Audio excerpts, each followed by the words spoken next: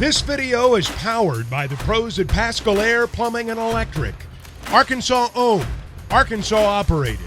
GoPascal.com.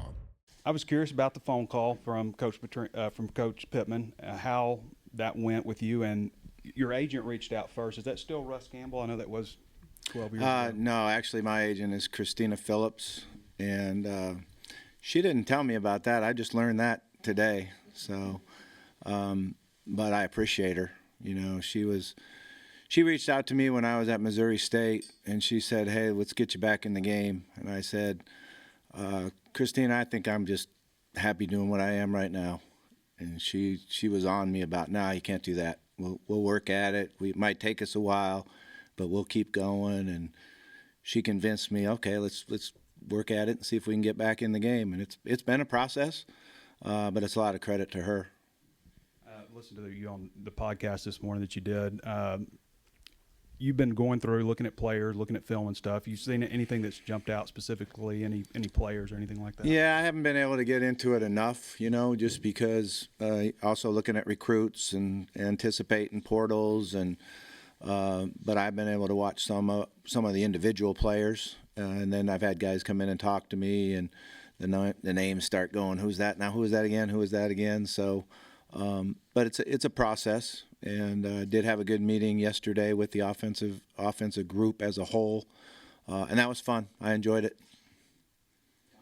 Now that you're back in the game, any trepidation coming back here, and just what do you want to do? What do you want to get done here the next few years of your life? Yeah, I want to win. You know, I want to see us. I came back here to support Coach Pittman in winning. You know, I appreciate him a lot.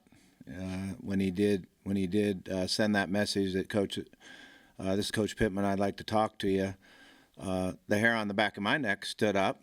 I was like, that's gonna happen, really? And then we talked for a short amount of time, and he said that he had an interest, and we set a time to talk where we both had time later on, and that was exciting. You know, I felt. Hey, maybe this is really going to happen. Could it possibly happen? You know, I talked to my family and saw if that could possibly work. And then we had a great talk, great conversation. I think it was over an hour maybe longer than that. And then when I got off the phone, I said, "Man, he didn't offer me the job." You know, I was a little bit, you know, surprised about that. I thought, man, maybe I need to do a better job interviewing again. So. But it was a process he was going through and taking his time, and I was just anxious to talk to him again.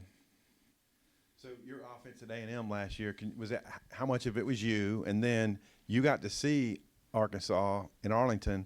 What'd you think of what was going on and the personnel Arkansas has? Yeah, that's a loaded question there. But you know, that when I took the job at A&M, Jimbo wanted to keep the same terminology and call things the same way they did. It was hard. It was hard on me. I was staying up all night. I can remember the first scrimmage. I was up at 2 a.m. in the morning, woke up at 2 a.m. in the morning to get ready to call plays for the first scrimmage, just understanding what the terminology was, what the formation was. And it was it was not only calling the plays different, but the formations, the way they called the formation is probably different than anybody else that I've ever been around. You know, normally you call the strength where your tight end's going to align, and there it's where your slot receiver is going to align. So just getting the connection to be able to do that was very difficult, but I worked hard at it, and I thought we had a pretty good year. We went through a couple quarterbacks, which was hard. But I really enjoyed it. I think that's the one thing that you know, when that happened, when Jimbo lost his job, but I thought I want to still coach, just because how much I enjoyed being in the classroom with the quarterbacks, spending time with the offense, you know, just coaching football, teaching. It was fun being back in the meeting room and teaching. You know, I started getting in this profession as a teacher. So it was really fun to get back and do that. Reading some of the quotes that have come out since you accepted the job, you've talked about always wanting to come back and this being a dream. I'm just curious, Was there ever a time since you left where maybe there was some anger towards this place, and when did that anger maybe turn into a desire to return? No, there never was any anger at all. I was always a Hogs fan. I watched. People would ask me, "Are you going to watch the game? Are you going to watch them play?" And I watched as many games as I could. I cheered for them. I rooted for them. Loved the players. Coach, I know you returned to the Little Rock Touchdown Club a few years back, and it was well received and everything. But could you have ever imagined at that time? You said you always loved the Hogs. Could you have imagined getting this opportunity to come back and coach like this? Well, like I said, I thought about it and dreamed about it, and I didn't know if it would ever happen. So certainly, I can't tell you how excited I am to be back here. It's going to be a lot of fun, and I truly do love Arkansas, the university and the state and the people. I think it's the most special place I've ever been. And you mentioned getting to kind of see some of the individual players that Arkansas has on the roster. I know it's still a fluid situation, but given your history, I was wondering about if you had any particular thoughts on the quarterbacks that Arkansas has here, Jacoby Criswell, Malachi Singleton, if you've had a chance to look at them and see what you thought about them. Yeah, I've had a chance to watch their video and see, some of their practice video, some of their game video, and see things that they can do. And obviously, you like the talent that you see there, arm strength and mobility and different things they can do. You really don't know a lot until you get out on the practice field and start practicing with them. So we'll look forward to that. And the rules are of such now where we have time to meet with them when we come back from Christmas and get in the classroom with them. So it'll be fun to see how much they understand about the game of football. Bobby, last night, 20,000 people, yelling your name. I mean, how does that make you feel? It was exciting. Yeah, I felt good about it. And again, I got to say it's a credit to Sam, to be able to bring me there and allow that to go on. I think it's just a credit to him. You can see the confidence that he has in himself as a man, and how much he loves the university and wants to do what he believes is best for us to go forward to win. Is a real credit to him. It's been over 10 years. How are you different now than you were in 2011? Yeah, I mean, everybody's different, that, and you're different than you were back then. So hopefully I've grown as a coach, as a teacher, as a husband, as a father. I believe totally that I have. But hopefully I'm better tomorrow than I am today. Bobby, I remember going to the groundbreaking for the Smith Center. I think it was maybe a Friday before a home game, but you never got to get in that building. I assume you've been in there now. Just kind of what's your thoughts on that building and finally getting to work in there? Yeah, it was fun to walk through it and see it. And yesterday I took my own tour, I guess. Rounded up one of the young guys and said, "Hey, take me through the building here and show me it around." So it was exciting to see it. They certainly did a good job with it, and it'd be fun to start working in there. And have you decided if you're going to be on the field or in the press box? I haven't even thought about it. You guys are way ahead of me. Coach, you talked about having to learn new terminology. Is Sam going to turn you loose on? You call yeah, it what we talked want? about was be able to come in and run the offense and put the offense in and do that. And one of the things I've learned throughout my career is that you utilize everybody and you try to get everybody's input. And certainly I want to see the assistant coaches have their input. And when I interviewed with Coach, we talked about certain things. If he walked in the room and asked me about this, asked me about that. What do I think about that? And I'd say, well, I'd welcome it. There's a reason he's known as the best offensive line coach in America. And if he has certain thoughts that he wants to do on short yardage and goal line, I communicated to him that when I was calling plays at Arizona State, Bruce Snyder ran short yardage and goal line. That's what he wanted to do. That was something he was very, very proud of and very, very fond of. And, it's if Coach wants us to do something on short yardage and goal line or third down, we're definitely gonna work on doing it. And I think that's how it has to work. That's how it goes. He's the head coach, and we're gonna do as much as we can to keep him satisfied and happy. And that, as an assistant, what you try to do is keep the head coach happy, and not chewing you out. So that's one of my goals. Let's make sure he's not chewing me out every day. This is not football. So tell me about Northwest Arkansas. You look forward to hitting some balls in the bushes at Blessings or Beaver Lake. What goes through your mind that I'm back in Arkansas? I got a lot to learn, man. I can't even find my way around. It's changed. It's really changed. The roads are a little bit different. The way you get places are a little bit different. I drove up in front of this building right here, and I'm like, wow, they redid that too. So first thing I got to do is find out where I'm at. Definitely like going to the lake. That's something that we've always enjoyed as a family and love to do. And it's on my bucket list to be able to slalom when I'm 70. So I've got to keep working on that, make sure I'm in good enough shape to be able to. I don't get up anymore on one, to be honest with you.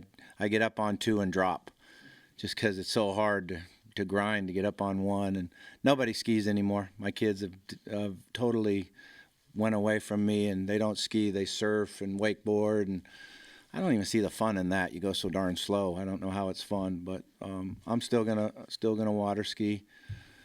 I've lost a lot of balls at Blessings, so maybe if I get to play that sometime, I'll find a few of them that I left out there. I have to drop a ski too, man. So. Well, I don't have to. I choose to. Oh, okay. I'm kidding. I can't get up on one. You're signaling. I wonder what you thought of the signaling, sign stealing flap this year, and how that apply to you, maybe, or how what's the future of signaling as well? Do you think helmet devices are? Yeah, I think that they should have done that a long time ago. And I don't know anything about Michigan and what they did or any of that. I honestly didn't pay any attention to it. But I do know when you went and played Clemson that they were going to have your signals. They had guys on the sideline standing there with the sheet of paper with your signals on it, and that was tough. And the SEC and the ACC and have talked for years about putting the piece in the ear, and one of the issues that you always have in the NCAA is everybody has a vote. So there's a lot of schools that play football that can outvote the major conferences that don't have the money for that technology to be in their helmets. So that's why they got to do something about it. But it's become more and more relevant throughout the years that I've been in about people stealing signals and calling defenses and offenses that way. Speaking of money, your thoughts on Arkansas Edge and how that might help you in the portal and things like that. Yeah, I got some reading up to do on that. I've been kind of in a whirlwind, so I haven't even been able to check up. I know Coach told me that he was excited about the new NIL deal that's going on, and at A&M, the assistant coaches knew nothing. We weren't involved in any part of the NIL. I didn't know what anybody on the team got or didn't get, so I haven't paid enough attention to it yet. I got some work to do. Remember that 08 LSU game where you guys threw deep in a short yardage situation, and you were like, well, this is the last time their corners are going to be cheated up on us. And you've always kind of done stuff like that, like maybe not even so much just about the plays that you're calling, just about when you call them and your feel and stuff. What has changed the most about your offense since you were here last?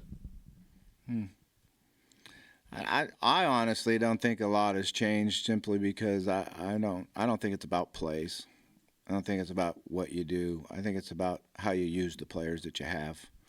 How you get the ball to a Jarius Wright, Joe Adams, how you get the ball to Dennis Johnson, and how you work, the different situations of the game. And so what I love to do is utilize players and then be really good at the situations of the game, and the players really understand what we're going to see in third and short, what we're going to see in fourth and short, and what we're going to see in the red zone, or what blitzes they run from the 15-yard line in, and get everybody on the same page, and then practice the heck out of it. And then when you're on the left hash, 35-yard line, 1st and 10, you want to take a shot at the end zone. Everybody knows what we've done, what coverage we expect, and then what to do if we don't get that coverage. You know, or what are you going to do on 4th and 1, left hash, you know, game on the line. We ran the ball the previous 2 times, got knocked right in the mouth, so let's give us a little play action in there and see if we can get it. So I kind of like to really work on situations and players. We saw your messages after Ryan Mallett's passing, and I know you loved him. And I always remember also people used to say that Ryan Mallett was the perfect quarterback for your system. And then you went to Louisville and you had Lamar Jackson, and I was thinking, well, what's Lamar Jackson then? What kind of quarterback do you like? I mean, and Tyler Wilson was a different quarterback for you. What type of system, quarterback, I guess, in your system would you like to have the most? Yeah. I mean, Ryan was pretty perfect because Ryan was as smart as you could possibly be. He understood the game. He understood his players around him. He understood when you made a call what you were thinking. He was really a guy that you could anticipate what he was going to do. You know, when you saw the coverage and the play called, he would probably go the way he did in practice. You know, Lamar was the same way.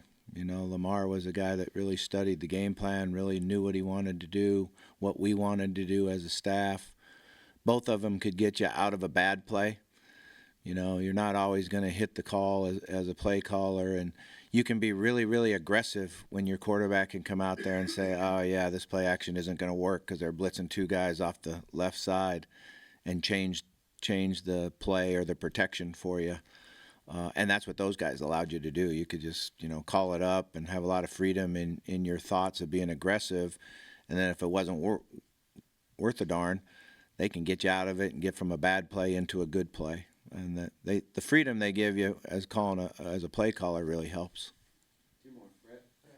Coach, I noticed I couldn't help. You got a little emotional when you're asked about why this is like a dream, and you said you love this state. Expand on that. Why is that? Why is that? It's obviously more than just a job, isn't it?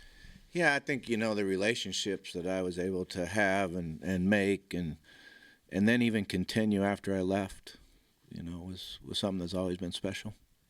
Obviously, you know that some people are concerned and say maybe you don't deserve a second chance with the university. What do you do? I've been told winning cures all ills, but it seems like there's more than that. What do you say to that? Yeah, you know, I'm kind of on the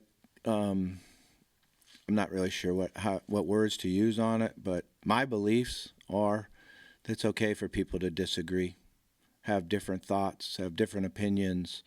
There's no ad will to it. Nobody should have that. You know, I grew up where this is in the United States of America, and everybody can have their own thoughts, their own religion, their own feelings on everything. And you know what? That's okay. We don't have to do anything about it. There isn't going to be anything done about it.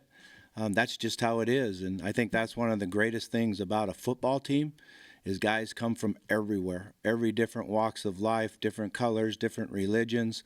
And then you come together and you love each other and you go out and compete hard together and give each other a chance to win. So I don't have any ill feelings towards anybody that disagrees, or I just wish it was that way for everybody. Last one, John. Top priority, winning. You know, winning is the end result. Winning is the end result of doing everything right. So the top priority is to teaching the players, teaching them not only the playbook, but how to compete, how to be tough, how to have passion. It's different now than it used to be because you have a shorter window to do it.